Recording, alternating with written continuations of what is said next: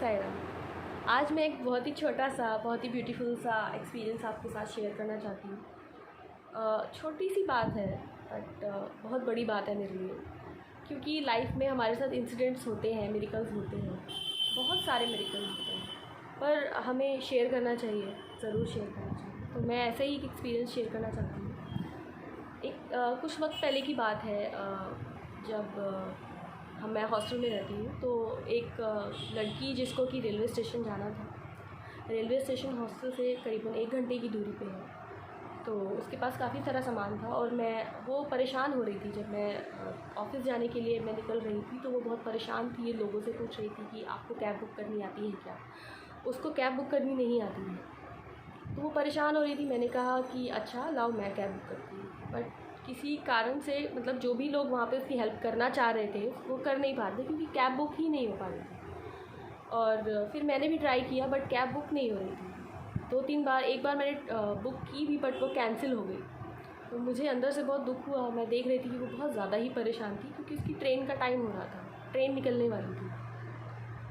तो मैंने बहुत कोशिश की, इतने में मेरी कैब आ गई ऑफ़िस जाने के लिए, और मेरे साथ और भी लोग थे जो कि लेट हो रहे थे।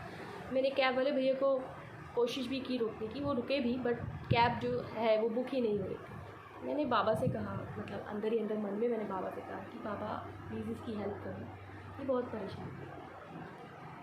तो कैब वहाँ से चली गई, मतलब मैं वहाँ से चली गई। उसके बाद मेरे पास एक फ़ोन आता है, क्योंकि कैब बुक ही नहीं हो रही थी, कैब बुक ही नहीं हो रही थी। मेरे पास एक फ़ोन आता है कि मैम मैं लोकेशन पे खड़ा हूँ, आप कहाँ पे, आ जाइए। मुझे यकीन नहीं आया कि ये कैब वाला जो कैब बुक ही नहीं हो रही थी, कैब अचानक से कहाँ से आ गई। फिर मेरे पास उस लड़की का नंबर नहीं था, तो मैंने किसी को फ़ोन किया कि प्लीज़ मेरी उस लड़की से बात करा दो, वहाँ पे गेट पे एक लड़की परेशान हो रही है इधर उधर। तो उन्होंने बोला हाँ वो रिक्शा लेने गई है। मैंने कहा अच्छा। फिर उन्होंने कहा रुको रुको आ गई, ये लो बात करो। तो मैंने कहा अच्छा ठीक है। उसको रिक्शा नहीं मिला।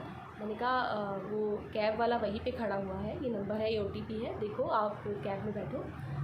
तो उसने मुझे बहुत थैंक यू बोला। मैंने उसका नंबर लिया और फिर कुछ वक्त बाद मैंने उससे पूछा, 1-2 घंटे बाद मैंने उससे पूछा क्या ठीक ठाक आप पहुँच गए स्टेशन। तो उन्होंने बोला दीदी थैंक यू वेरी मच, अगर आप आज मेरी कैब बुक नहीं कराते तो आज पक्का मेरी ट्रेन निकल जाती।